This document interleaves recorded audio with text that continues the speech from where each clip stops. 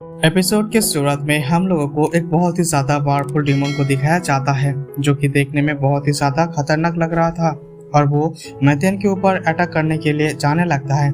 इस चीज को देखकर मैथेन अपने सामने एक प्रोटेक्टिव बैरियर बनाने लगता है क्योंकि ये डीमन अपने फायर से मैथेन के ऊपर कंटिन्यू हमला कर रहा था। इस चीज को दूर से ड्रैगन बीस्ट भी देख रहा था, इसलिए वो तब फर्स्ट लॉर्ड को बोलता है कि यहाँ पर आपको कुछ करना होगा। इस पर एल्डर इस डीमन के बारे में बताने लगता है कि ये डीमन संस्कारिक इमोल के 7th लेवल पर पहुंच चुका है, इसलिए मानते मुसीबत से बहुत ही दूर है। यहाँ पर उसके कोई भी हरा नहीं सकता है। इस बात को सुनने के बाद ये ड्रैगन बेस यहाँ पर घबरा हुआ होता है, इसलिए वो यहाँ पर एल्डर से पूछने लगता है कि अगर फायर किसी वजह से मास्टर जल जाते हैं तो यहाँ पर क्या होगा। इस पर एल्डर बोलता है अगर इस जगह पर कोई खतरा आता है तो मैं खुद मैथेन की मदद करने के लिए जाने लगूंगा। और वो यहाँ पर बोलकर इस जगह से चले जाते हैं। इसके बाद वो सुनने के ड्रैगन बीस्ट यहाँ पर इन दोनों के फाइट को देख रहा था ताकि यहाँ पर अगर कोई भी गड़बड़ हो तो इस चीज के बारे में वो एल्डर को जाकर बता सके। इसके बाद हम लोगों को कुछ देर के बाद दिखाया जाता है जो कि यहाँ पर एल्डर एक की ओर जा रहा था और वो बोलता है कि अंशु भी बहुत ही गंभीर रूप से घायल हो गया था और वो अभी तक पूरी तरह से हिल नहीं हुआ है। साथ ही किनमैन के एम्पायर 5 लेवल के साथ फाइट करने के लिए एकदम परफेक्ट होना चाहिए। इसके बाद वो बहुत ही तेजी के साथ आगे की ओर बढ़ने लगता है, लेकिन तभी ये ड्रैगन बीस्ट इस जगह पर आ जाता है। इस पर ड्रैगन बीस्ट बोलता है मुझे डर है कि इस जगह पर कुछ हो ना जाए। इस जगह पर क्या हो रहा है मुझे इस चीज के बारे में कुछ भी पता नहीं है। तभी ये एल्डर बोलता है तुम बिल्कुल भी भरोसा के लिए लायक नहीं हो। इस पर ड्रैगन बीस्ट बोलता है मुझे नहीं पता कि एसेंट फेरिसोल को खोजने के लिए आपको कितना ज्यादा टाइम लगने वाला है, लेकिन इस चीज की वजह से मैं गलती से डिमन सिलेक्ट में प्रेस कर चुका हूँ। इस पर एल्डर बोलता है यहाँ पर बहुत सारे निश्चल चल रहा है और कुछ समय से मेरे यहाँ पर टेक्निक काम नहीं कर रहा है, लेकिन मैं यहाँ पे तुम्हें चिंता करने की कोई भी जरूरत नहीं है। मैं तुम्हें भरोसा दिलाता हूँ कि मैं एक बहुत ही ज्यादा पावरफुल फ्रेंड को ढूंढ लूंगा जो कि मंथन को बचाने के हम लोगों को मदद करेंगे। और वो ये बोलने के बाद इस पैलेस के अंदर चला जाता है। दूसरी तरफ हम लोगों को मंथन को दिखाया जाता है जो कि अभी भी इस सेल के अंदर होता है और वो डीमन कंटिन्यू अभी भी मंथन के ऊपर फायर से हमला कर रहा था। इसके बाद ये डीमन यहाँ पर बहुत ही जोर से हंसने लगता है और वो बोलता है तुम यहाँ पर मेरे सामना नहीं कर सकते हो, इसीलिए तुम्हारे लिए अच्छा होगा कि तुम यहाँ पे सील को हटा दो। और वो बोलने के बाद में वे भी फायर अमाउंट में उसे ऊपर हमला करने लगता है। इसकी वजह से मंथन को बहुत ही ज्यादा प्रॉब्लम होने लगता है और वो चिल्लाने लगता है कि साथ ही मंथन ने जो अपने पास में प्रोटेक्टिव बैरियर बनाया था वो डिस्ट्रॉय हो जाता है। इसकी वजह से वो दूर चला जाता है और वो बोलता है तुम कभी भी मेरे बॉडी के ऊपर अपना कंट्रोल नहीं कर सकते हो। और वो बोलने के बाद डिमन सील को अपने समन पर कर लेता है, जिसकी वजह से अब वहाँ पर फायर को रोक पाता था, लेकिन ये सील बहुत ही ज्यादा देर तक यहाँ पर प्रोटेक्ट नहीं कर सकता था। इसलिए मंथन डीमन की पावर को देखकर अपने मन में सोचने लगता है कि मैं इस जगह पर फंस तो नहीं जाऊंगा। और दूसरी तरफ हम लोगों को एक बहुत ही ज्यादा खूबसूरत सीन को दिखाया जाता है जहाँ पर एक लड़की पियानो बजा रही थी और 2 डिसेबल आपस में फाइट कर रहा था।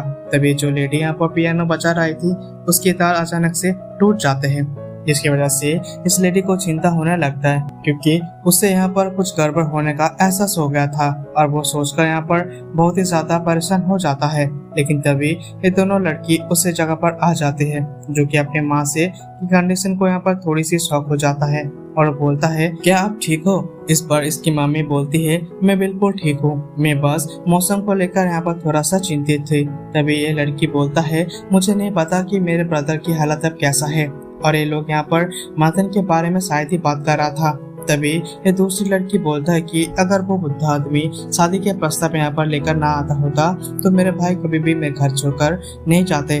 लेकिन तभी यहाँ पर मंथन के मॉम को कुछ होने लगता है, जिसकी वजह से इसका सर यहाँ पर घूमने लगता है। इस चीज को देखकर ये दोनों लड़की बहुत ही ज्यादा शॉक हो जाता है।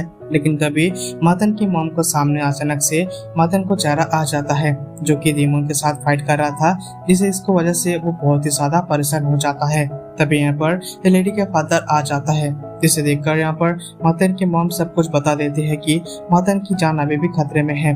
इसलिए आप उससे बचने के लिए जाइए। इस पर दूसरी लेडी मातेन की मॉम को समझने लगता है कि तुम्हें चिंता करने की कोई भी जरूरत नहीं है, क्योंकि तुम्हारे दादाजी ने एक बार कहा था कि मातेन टाइम में बिल्कुल भी ठीक रहेगा। इस बात पर मातेन की मॉम अपने फादर के पास आकर बोलता है, माँ और बच्चा आपस में जुड़े हुए होते हैं, इसलिए मुझे पूरा विश्वास है कि मेरे बच्चा खतरे में है, इसलिए क्या आप मेरे बच्चे की मदद करने के लिए जा सकते हो। इस पर एल्डर बताने लगता है, मुझे पता है कि तुम किंग टियन के साथ शादी करना नहीं चाहती हो, लेकिन ये मामला बहुत ही ज्यादा इम्पोर्टेंट है, क्योंकि इस चीज की वजह से हम दोनों टाइप के फ्यूचर डिसाइड होने वाला है।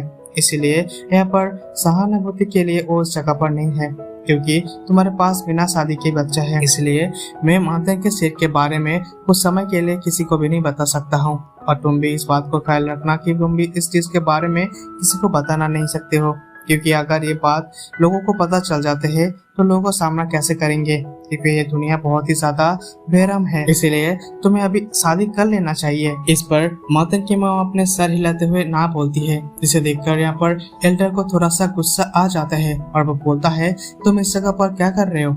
अगर तुम्हारी कहीं पर जाने की मन है तो तुम इस जगह से छोड़कर चले जाओ। साथ ही तुम्हें मातेन की चिंता करने की कोई भी जरूरत नहीं है, क्योंकि मैं खुद उसे ढूंढ लूंगा। इसके बाद वो ये बोलकर इस जगह से जाने लगता है।